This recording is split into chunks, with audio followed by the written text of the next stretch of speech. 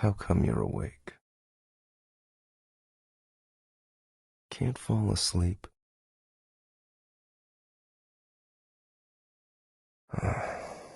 You're tossing about. Of course I can't sleep.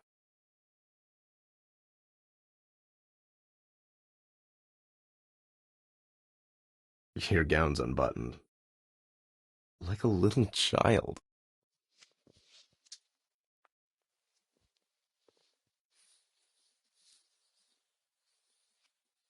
Don't move.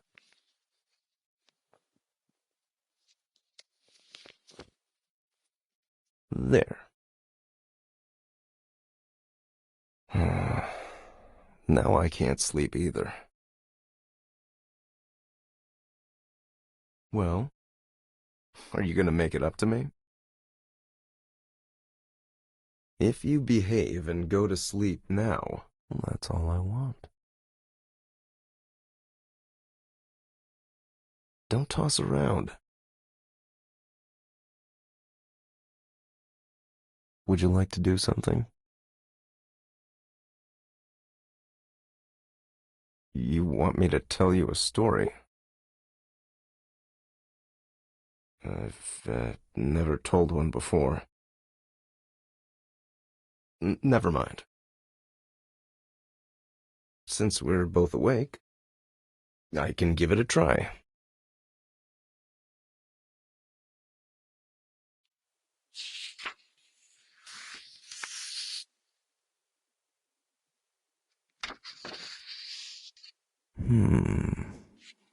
What story would you like to hear?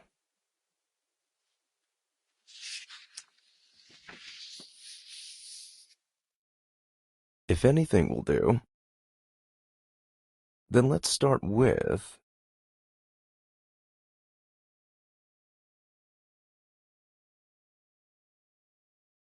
Sleeping Beauty.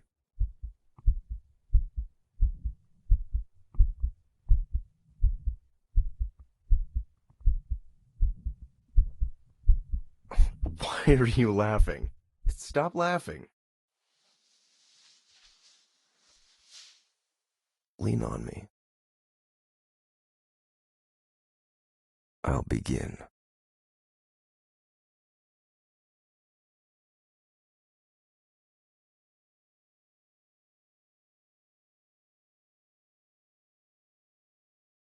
Once upon a time, there lived a king and queen who didn't have any children. They were very sad and very distressed.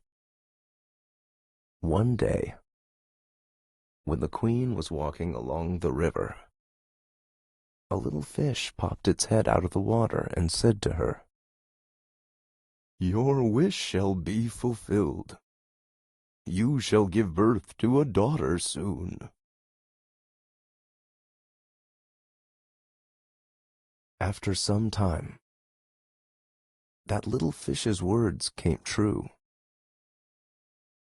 The queen had a very beautiful baby girl. The king was so happy that he decided to hold a grand feast. He invited his family, friends, and foreign guests. In addition, he also invited almost all the witches and allowed them to bestow good wishes upon his daughter.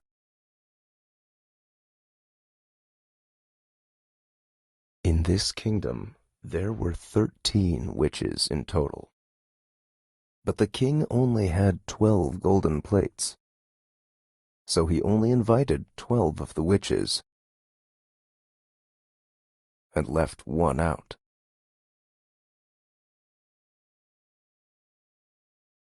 After the grand feast, all guests presented the little princess with their gifts. One witch gave her virtue, another beauty, a third riches, and so on. They gave her everything that anyone could wish for in the world. After the 11th witch blessed the princess, the 13th witch who had not been invited, arrived. Feeling outraged about not receiving an invitation, she wanted to take revenge on the king by bestowing a wicked curse upon the princess. So, she called out in a loud voice, "When the princess is 15 years old, she shall prick herself with a spindle and fall down dead." The guests were all horrified. But just then, the 12th witch, who had not yet bestowed her wish, stepped forward and said, "The wicked curse indeed shall be fulfilled, but the princess will survive. She shall not die, but instead shall fall into a deep sleep that will last 100 years.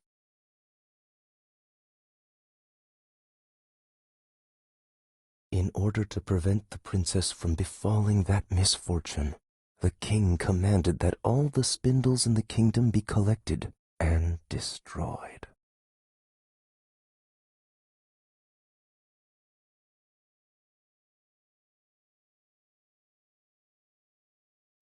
Huh? What is it? Are you uncomfortable?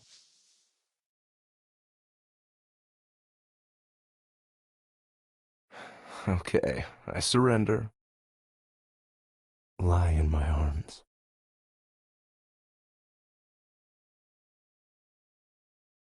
Don't toss around. If you still want to listen.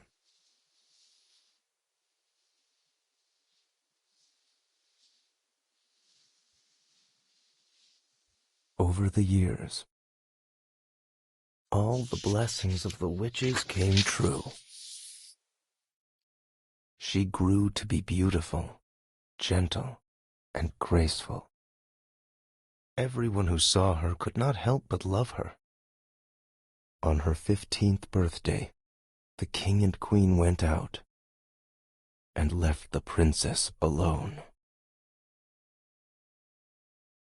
She wandered about the whole palace, and finally, she came to an old tower.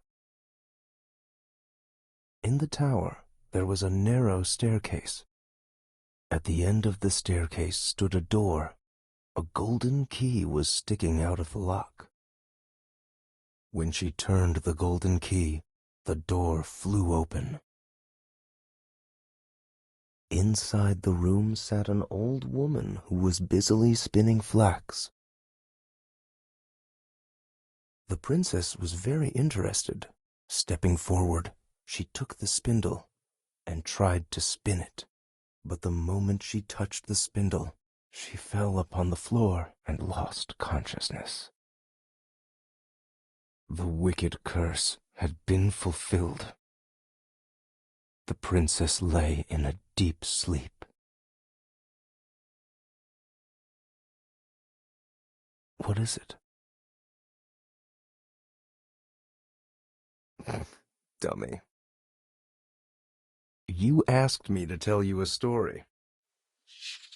Well, shall we go on?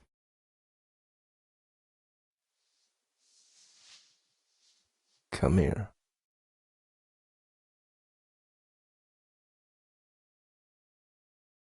Just then, the king and queen returned.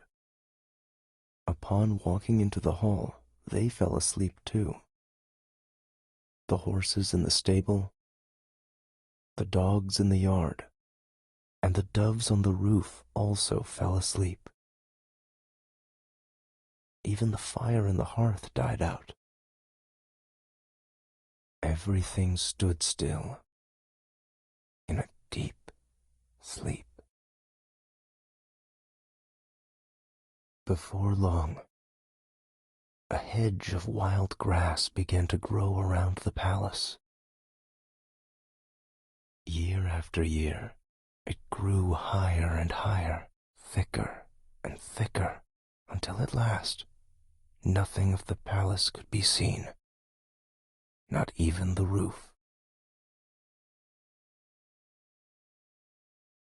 From then on, many princes came and tried to force their way through the hedge and into the palace.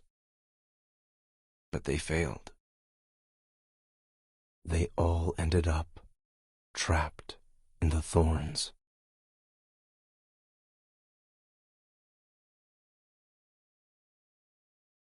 Many years had passed, until one day another prince came to the country and heard about the tale. He had heard that there was once a beautiful palace, and that in the palace lived a beautiful princess who had been trapped in a deep sleep along with everyone else in the palace. He'd also heard that many princes had come in search of the palace and tried to make their way through the hedge, but they all failed. He was in awe of the tale of this beautiful princess, and although others had tried to persuade him to give up, the brave prince still insisted on going through the hedge. On the day when the 100 years had just ended, the prince stood outside the palace and saw the hedge was covered with beautiful flowers. He walked through the hedge easily as the shrubs made way for him. However, the shrubs secretly closed behind him. Finally, he arrived at the palace. In the courtyard, the prince saw the dogs lying asleep on the ground, the horses asleep in the stable, and the doves asleep on the roof with their heads tucked under their wings. He continued forward. All was so still that he could even hear his own breathing. At last, he reached the ancient tower and opened the door into the little room where the princess was. She lay sound asleep, looking so beautiful that he could not take his wide eyes off of her. As he looked at her, he could not help but bend down and kiss her. The kiss woke the princess up. She opened her eyes and stared at the prince affectionately. Then the prince took her into his arms and walked out of the tower. At that moment, the king and queen woke up too. So did everyone in the palace.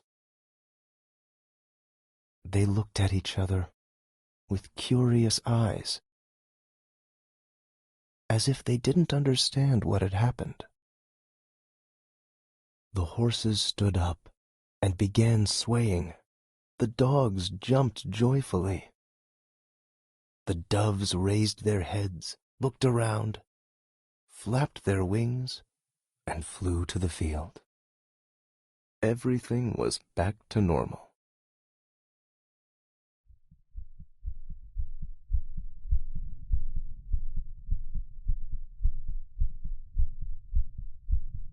The prince and princess held a grand wedding ceremony,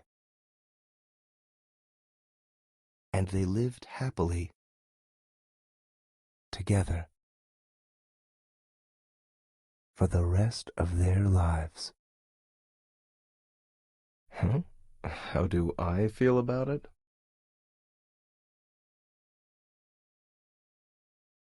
I just think 100 years is too long.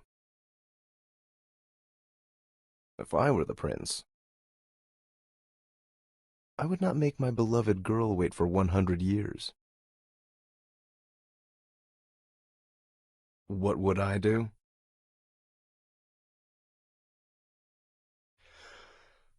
I would go to her immediately. Who is she? I can't think of anybody else except some dummy.